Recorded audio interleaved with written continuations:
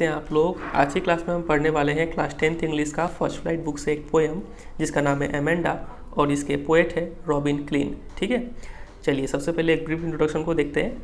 लिखा हुआ है every child feels that she or he is controlled and instructed not to do one thing or another.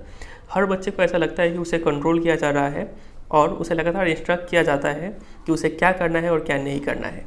ठीक है, you too may feel that your freedom is curtail, और कहीं ना कहीं आपको भी ऐसा लगता होगा कि आपका आज़ादी कहीं ना कहीं कर्टेल्ड है, लिमिटेड है। ठीक है, चलिए देखते हैं इस पोएम में क्या बताया गया है। इस पोएम में एक एमेंडा नाम की लड़की है जो लगभग 10 से 12 साल की है। ठीक है, और इस पोएम का जो स्ट्रक्चर है उसमें क्या होता है कि उसकी माँ पहले उसे कुछ बोलती है, कुछ इंस्ट्रक्शन देती है कि तुम ये करो ये मत करो। ठीक है, और उसके बाद ये जो पैरेंथेसिस में लिखा हुआ है, मतलब ब्रैकेट में जो लिखा हुआ है, ये उसके थॉट्स है, एमेंडा के थॉट्स है। वो मन ही मन में क्या सोचती है वो यहाँ पे दिया गया है। फिर उसकी मम्मी कुछ बोलती है, फिर यहाँ पे ब्रैकेट में लिखा हुआ है, मतलब वो एमेंडा कुछ सोचती है अपने मन ही मन में। फिर उसकी मम्मी कुछ बोलती है और फिर एमेंडा कुछ सोचती है। तो ऐसे करके इस पोएम का स्ट्रक्चर है। चलिए स्टार्ट करते हैं इसको समझना। देखिए, don't bite your nails Amanda, don't hunch your shoulders Amanda, stop that slouching and sit up straight Amanda. उसकी मम्मी उसे बोलती है कि एमेंडा अपने नाखून मत चबाओ। Amanda don't hunch your shoulders, hunch मतलब होता है बेंड। ठीक है, और शोल्डर्स का मतलब आपको पता ही है, बोलती है कि अपने कंधे झुका के मत बैठो। ठीक है, स्टॉप दैट स्लाउचिंग, स्लाउचिंग का मतलब होता है सीट इन अ लेजी वे, एक आलसी व्यक्ति की तरह बैठना, कंधे झुकाकर। ठीक है, और शरीर को ढीला छोड़कर, बोले कि ऐसे मत बैठो। सिट अप स्ट्रेट, सीधा बैठो एमेंडा, ऐसे उसके मम्मी इंस्ट्रक्ट करती है। और इसका इंस्ट्रक्शन सुन के वो इग्नोर करती है और मन ही मन में वो क्या सोचती है, there is a language emerald sea. वो सोचती है कि कहीं ना कहीं एक लैंग्वेज मतलब रिलैक्स्ड, काफ़ी शांत, इमराल्ड मतलब ग्रीन कलर्ड स्टोन होता है, प्रीशियस स्टोन, जिसका इस्तेमाल हम लोग करते हैं अंगूठी बनाने के लिए। तो उसी वैसा ही ग्रीन कलर का एक सी होगा। ठीक है, कहीं ना कहीं एक काफ़ी रिलैक्स ग्रीन कलर का सी होगा। Where the sole inhabitant is me, जहाँ पे सोल मतलब इकलौता, इनहेबिटेंट मतलब निवासी, जहाँ पे इकलौता निवासी सिर्फ मैं होंगी। एमेंडा ऐसा सोच रही है।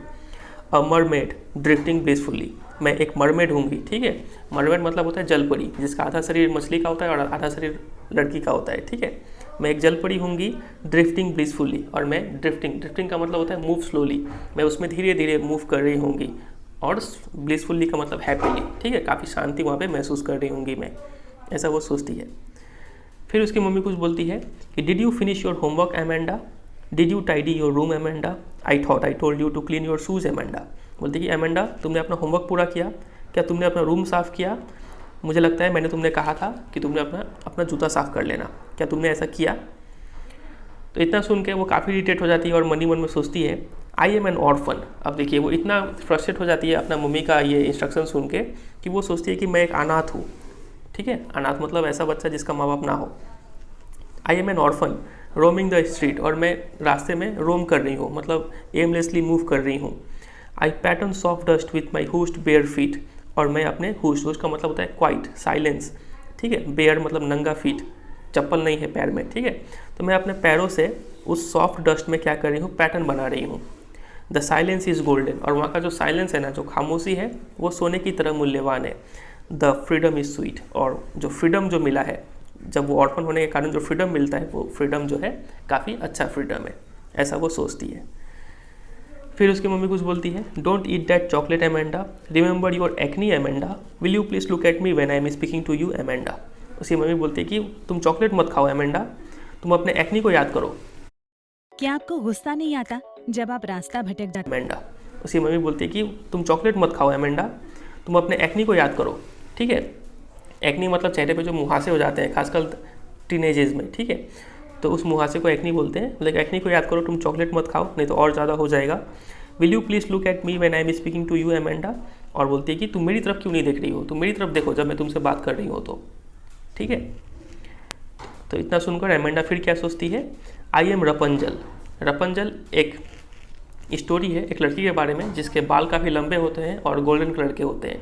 ठीक है, होता क्या है कि वो एक टावर में रहती है, मतलब मान लीजिए ये ग्राउंड है और यहाँ पे एक बहुत बड़ा टावर है। ठीक है, तो एक डायन जो है, डायन को विच बोलते हैं। ठीक है, एक विच उस रपंजल नाम की लड़की को किडनैप करके टावर के ऊपर एक घर में रख देती है। ठीक है, और चूंकि उस रपंजल के बाल बहुत लंबे हैं तो उस बाल को यूज़ करके वो जो डायन है, वो डायन उस बिल्डिंग पे चढ़ती है और उतरती है। ठीक है। और ये पूरा स्टोरी में क्या होता है क्या नहीं होता है बहुत बहुत बड़ा हो जाएगा, आप यूट्यूब में सर्च करके रपुंजल का स्टोरी को सुन लीजिएगा अगर आपको पता नहीं है तो, ठीक है। यहाँ पे सिर्फ आपको इतना समझना है कि रपुंजल नाम की एक लड़की है जिसके बाल काफ़ी लंबे हैं और उसके बाल को यूज़ करके कोई व्यक्ति उस टावर के ऊपर चढ़ता है और टावर के नीचे आता है। तो वो बोलती है कि आई एम रपुंजल, वो सोचती है कि मैं रपुंजल हूँ, I have not a care, और मुझे कोई टेंशन नहीं है। Life in a tower is tranquil and rare, और उस टावर में रहने का जो ज़िंदगी होगा ना वो काफ़ी ट्रैंक्विल मतलब काम, मतलब काफ़ी रिलैक्स लाइफ होगा ऊपर में, एंड रेयर और काफ़ी दुर्लभ लाइफ होगा। ऐसा लाइफ किसी को जल्दी नसीब नहीं होता है, मिलता नहीं है, ठीक है। तो ऐसा लाइफ मुझे मिलेगा। I will certainly never let down my bright hair, और वो बोलती है कि मैं तो अपने जो चमकदार जो बाल है उस बाल को कभी नीचे नहीं गिराऊंगी ताकि उस बाल को चढ़ के कोई ऊपर ना पाए, मुझे अकेलापन चाहिए, मुझे शांति चाहिए, ठीक है। वो ऐसा सोचती है। फिर उसकी मम्मी कुछ बोलती है, stop that sulking at once Amanda, you are always so moody Amanda, anyone would think that I nagged at you Amanda. बोलती है कि स्टॉप दैट सल्किंग, सल्किंग का मतलब होता है मुंह फुला के बैठना, टू बी अपसेट, ठीक है। देखिए इतना अपसेट मत रहो, इतना मुंह फुला के मत बैठो। You are always so moody, moody का मतलब होता है बैड टेम्पर्ड, चिड़चिड़ापन, लेकिन तुम इतना चिड़चिड़ापन हमेशा रहती हो। Anyone would think that I nagged at you, कोई भी तुम्हें देखेगा ऐसे मुंह लटका के बैठे हुए तो वो यही सोचेगा कि मैंने तुम्हें नैक किया है। नैक का मतलब होता है स्कोल्ड करना, लगातार उसको डांटते रहना, ठीक है। तो कोई भी तुम्हें देखेगा तो वही सोचेगा कि मैं तुम्हें लगातार डांट रही हूँ, तुम्हें लगातार टोक रही हूँ, तो ऐसा ठीक नहीं है, ठीक है। तुम थोड़ा खुश रहो। तो यहीं पे एक आयरनी बताया गया है कि वो एक तरफ तो उसकी माँ उसको डांट भी रही है और उसको बोल रही है कि तुम ऐसा एक्ट मत करो कि मैं तुम्हें डांट रही हूँ। तो बस यही है फिर ये पोएम। चलिए अब इसमें हम लोग देख लेते हैं कुछ पोएटिक डिवाइसेस और राइमिंग स्कीम को। तो इस पोएम का मेन मैसेज यही है कि एक बच्चे को इतना भी ज़्यादा नहीं डांटना चाहिए कि उसको ऐसा लगे कि वो उसका फ्रीडम कर्टेल हो रहा है, ठीक है। कहीं ना कहीं उसको डांटना भी ज़रूरी है, लेकिन एक लिमिटेड वे में। अभी वो बहुत छोटी है, बहुत छोटी में एक ही बार में हमें बहुत चीज़ नहीं सिखा सकते हैं। वक्त के साथ साथ, उम्र के साथ साथ वो उसको ये सब चीज़ वो खुद ही सीख जाएगी। और ऐसा भी नहीं है, बच्चे को भी ये नहीं सोचना चाहिए कि एकदम फ्रीडम मिल जाए और हम बिगड़ जाए। यहाँ पे जो उसकी माँ एडवाइस दे रही है कि डोंट हंच योर शोल्डर्स, ऐसे कंधे झुका के चलने से आपको पता है आपका स्पाइन में कुछ प्रॉब्लम आ सकता है, ठीक है। नाखून चबाने से इन्फेक्शन हो सकता है। तो कहीं ना कहीं उसकी माँ भी गलत नहीं है, उसको अच्छा एडवाइस दे रही है ताकि वो सोसाइटी में अच्छे से जी पाए और एक अच्छा इंसान बने। लेकिन सब एडवाइस एक ही बार में देना और उसे दिन रात इसमें टोकते रहना कि ऐसे करो वैसे ना करो, ये भी एडवाइजेबल नहीं है, क्योंकि ऐसे बच्चा तो समझेगा नहीं, वो तो और इरिटेट हो जाएगा और ये सबको एज अ नेगेटिव वे में लेना शुरू कर देगा, ठीक है। तो उसे सिखाना है, लेकिन धीरे धीरे वक्त के साथ साथ सिखाना है। तो ये पोएम का मैसेज है। चलिए अब देखते हैं हम लोग राइमिंग स्कीम और पोएटिक डिवाइसेस। तो ये रहा, चलिए पहले राइमिंग स्कीम को देखते हैं। राइमिंग स्कीम कैसे किया जाता है आपको पता ही है। स्टार्टिंग करते हैं एमेंडा से। एमेंडा एक नया साउंड है, इसके लिए ए दे दीजिए। अब जहाँ भी एमेंडा जैसा साउंड मिलेगा वहाँ पे हम लोग ए देंगे, ठीक है। एमेंडा दिखा, फिर से ए दे दीजिए। स्ट्रेट ये एक नया साउंड है, तो यहाँ पे दूसरा लेटर यूज़ कीजिए, बी दे दीजिए। फिर से एमेंडा, तो यहाँ पे ए दे दीजिए। सी, अब सी किसी साउंड से मैच कर रहा है, एमेंडा से तो मैच नहीं कर रहा है, स्ट्रेट से भी मैच नहीं कर रहा है, तो सी के लिए एक अलग लेटर यूज़ कीजिए, सी यूज़ कर लेते हैं यहाँ पे। मी, तो सी से मी राइम कर रहा है, तो यहाँ पे भी सेम लेटर यूज़ कीजिए, सी। ब्यूटीफुल्ली, ठीक है, यहाँ पे भी ई आ रहा है लास्ट में, तो यहाँ पे भी सी दे दीजिए, सेम साउंड है। फिर से एमेंडा, एमेंडा जैसा साउंड हमने यहाँ पे देखा तो ए दे देते हैं यहाँ पर। फिर से एमेंडा, तो ए दे देते हैं। शूज़, शूज़ जैसा साउंड हमें कहीं मिला था क्या? एमेंडा में नहीं मिला, स्ट्रेट में नहीं मिला, सी में नहीं मिला। शूज़ एक नया साउंड है, तो एक नया लेटर दीजिए यहाँ पे, डी। फिर से एमेंडा मिला, तो ए दे देते हैं। अब है यहाँ पे स्ट्रीट, स्ट्रीट जैसा साउंड हमें देखने को मिला था क्या? स्ट्रेट में नहीं मिला, सी में नहीं मिला, एमेंडा में नहीं मिला, शूज़ में नहीं मिला, तो स्ट्रीट भी एक नया साउंड है, तो नया लेटर दीजिए यहाँ पे, ई। फीट, फीट में भी हो गया ई, और स्वीट में भी ई, क्योंकि ये सेम साउंड है। एमेंडा आ गया फिर से, तो ए दे देते हैं। एमेंडा में फिर से ए। यू, यू जैसा साउंड कहीं दिखा था क्या?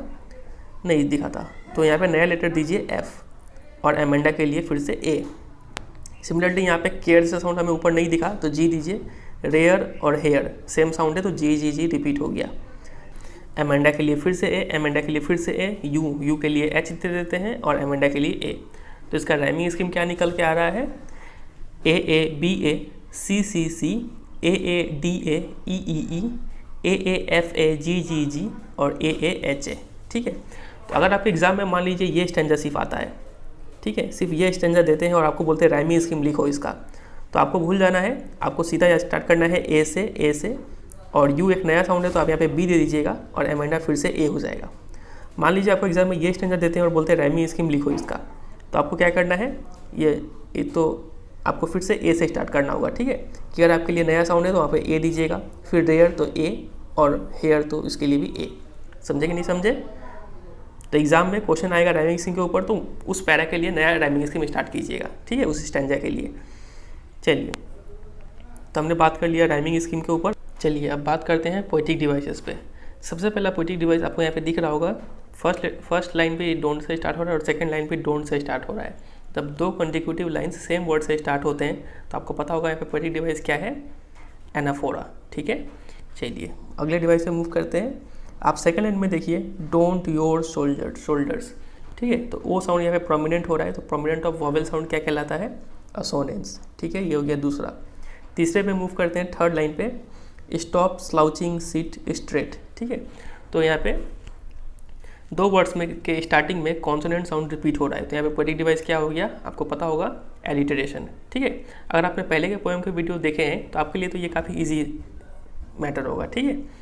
वही उसी तरीके से सिट स्ट्रेट, ठीक है, यहाँ पर भी पोएटिक डिवाइस है एलिटरेशन।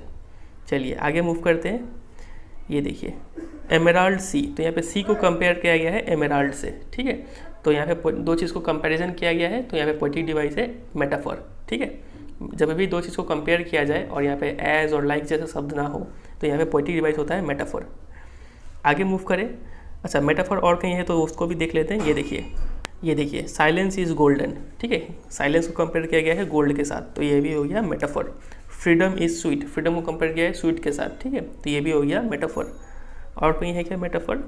नहीं है, तो ये हो गया टोटल मेटाफर का कहानी। आगे देखते हैं। ये देखिए मरमेड, तो यहाँ पे एक पर्टिकुलर पर्सन या फिर प्लेस या फिर थिंग को जब भी रेफर किया जाता है ना, तो वहाँ पे पोएटिक डिवाइस होता है अल्यूजन। हमने पहले भी देखा है हाउ टू टेल एनिमल वाले पोएम में। तो यहाँ पर भी मरमेड को रेफर किया गया है, तो यहाँ पे पोएटिक डिवाइस हो गया अल्यूजन। सिमिलरली यहाँ पे रपंजल को रेफर किया गया था, ये रहा, तो यहाँ पे भी पोएटिक डिवाइस है अल्यूजन, ठीक है। आगे बढ़ते हैं। ये देखिए ड्रिफ्टिंग ब्लिसफुली, तो यहाँ पे पोएट जो है वो एक इमेज क्रिएट करना चाह रहा है आपके माइंड में कि वो खुशी खुशी तैर रही है, तो यहाँ पे पोएटिक डिवाइस हो गया इमेजरी, ठीक है। आगे मूव करते हैं। यहाँ पे देखिए डिड यू, तो सेम वर्ड से स्टार्ट हो रहा है, तो पोएटिक डिवाइस फिर से क्या हो गया, एनाफोरा। फिर thought, told, you, to, your, shoes, वो साउंड प्रोमिनेंट हो रहा है, तो यहाँ पे पोएटिक डिवाइस हो गया असोनेंस। यहाँ तक क्लियर है? आगे बढ़ते हैं। ये हमने देख लिया silence is golden, freedom is sweet. अब यहाँ पे देखिए you look to you, o sound फिर से प्रोमिनेंट हो रहा है इस लाइन में, तो यहाँ पे हो जाएगा पोएटिक डिवाइस आपका असोनेंस। बात क्लियर है यहाँ तक? आगे बढ़े तो यहाँ पे देखिए नेवर, ब्राइट, हेयर, ठीक है, आर साउंड प्रोमिनेंट हो रहा है, एट द बिगिनिंग नहीं हो रहा है, तो यहाँ पे पोएटिक डिवाइस क्या हो गया, आर चूंकि एक कॉन्सोनेंट है, तो यहाँ पे पोएटिक डिवाइस हो गया कॉन्सोनेंस। समझ में आ रहा है? और लास्ट पोएटिक डिवाइस होगा आपका यहाँ पे स्टॉप सल्किंग, तो S sound at the beginning repeat हो रहा है, कॉन्सोनेंट साउंड, तो यहाँ पे हो गया एलिटरेशन, ठीक है। और सभी स्टैंजर्स में, लगभग सभी स्टैंजर्स में एक चीज़ रिपीट हो रहा है। आप यहाँ पे देखिए Amanda, Amanda, Amanda, Amanda word ज़्यादा ही रिपीट हो रहा है, इम्फेसिस देने के लिए पोएट ये यूज़ करते हैं, तो यहाँ पे पोएटिक डिवाइस हो गया रिपीटेशन। सिमिलरली इस स्टैंजा में भी एमेंडा 3 बार रिपीट हुआ है, तो यहाँ पे पोएटिक डिवाइस हो गया रिपीटेशन। इस स्टैंजा में भी एमेंडा का हो गया रिपीटेशन, और लास्ट स्टैंजा में भी एमेंडा का हो गया रिपीटेशन। समझ में आया? और तो कुछ है नहीं यहाँ पे, बस इतना ही है। बस तो यही है फिर आज का पोएम। उम्मीद करते हैं आपको समझ में आया होगा। वीडियो अच्छा लगा तो वीडियो को जरूर एक लाइक कर दीजिएगा, क्योंकि आपका लाइक ही है जो मुझे मोटिवेट करता है और भी नए नए वीडियोस बनाने के लिए, ठीक है। और वीडियो को जरूर दोस्तों के साथ भी शेयर कीजिए, उन्हें बताइए कि इस चैनल पे ऐसे ऐसे पढ़ाया जा रहा है, उनका भी हेल्प हो जाएगा और चैनल भी ग्रो करने में थोड़ा हेल्प मिलेगा, ठीक है। और